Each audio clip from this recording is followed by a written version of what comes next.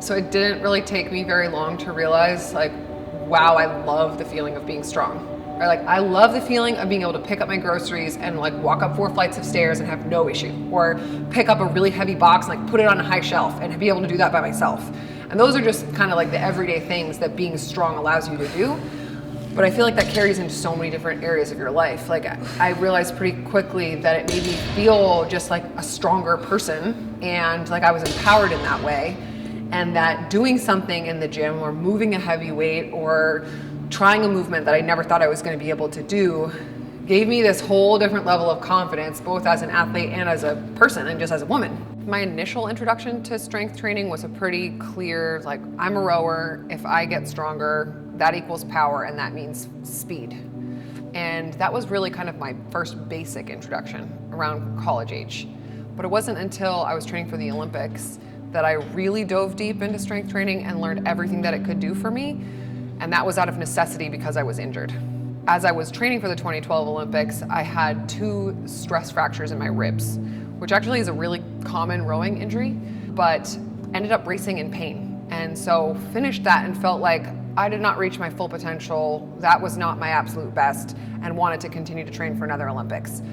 And pretty quickly, I fell into another injury cycle where I was stuck and we couldn't get me healthy, and no doctor really knew what was going on.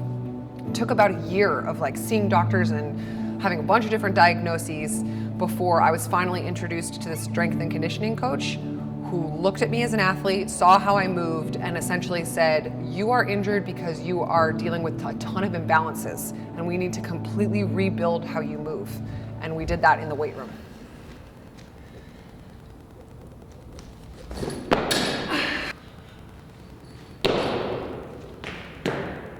It was just 3 areas really where it became super apparent, like, this is where you need development, and it ended up being like, this is where a lot of rowers need development.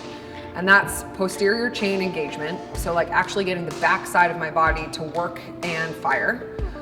Core to extremity control, so like actually teaching my body like, okay, I'm gonna brace with my core and then translate that power into my limbs.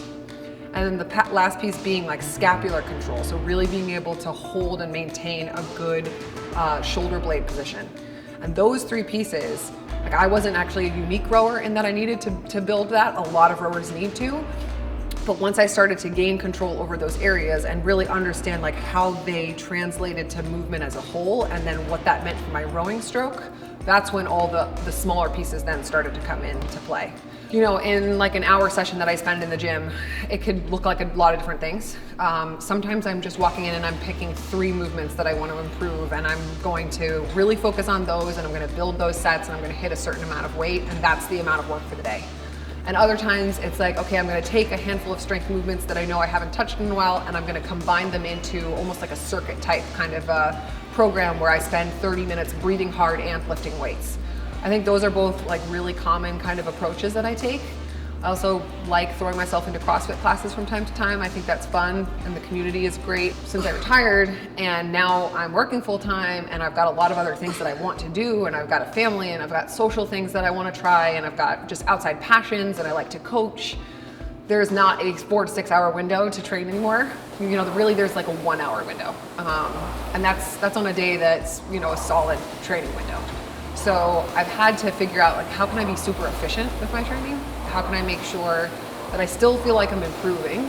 Like I'm still in touch with that super competitive athletic self that's always going to be kind of written into my DNA.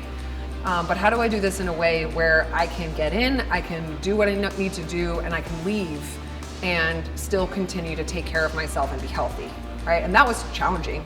And especially in the beginning, like, I really wanted to keep doing doubles, really wanted to continue to spend that much time at the gym or at the boathouse. And the adjustment period was about kind of figuring out, all right, what activities are going to serve me now in retirement and which ones aren't, and how can I create this new routine that serves kind of like the new version of myself.